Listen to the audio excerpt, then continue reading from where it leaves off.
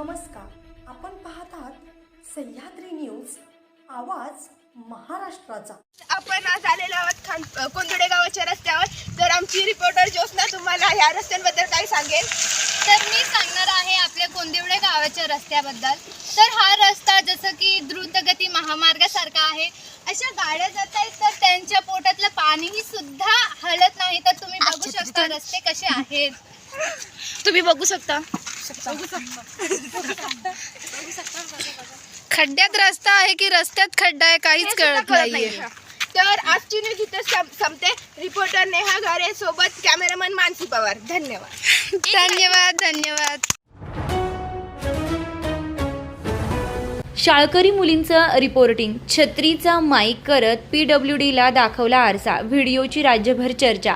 रायगड जिल्ह्यातील कर्जत तालुक्यातील कोंदिवडे रस्त्याच्या दुरवस्थेविरोधात शाळकरी मुलींनी केलेलं अनोखं ग्राउंड रिपोर्टिंग सध्या सोशल मीडियावर चांगलंच व्हायरल होतंय।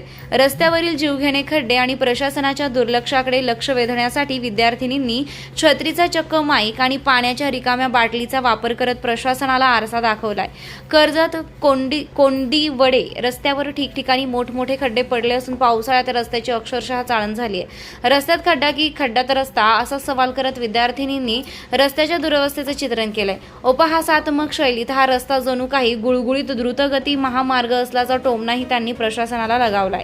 कर्जत परिसरातील खांडपे येथील जिल्हा परिषद शाळेतील विद्यार्थिनींनी हा व्हिडिओ तयार केलाय।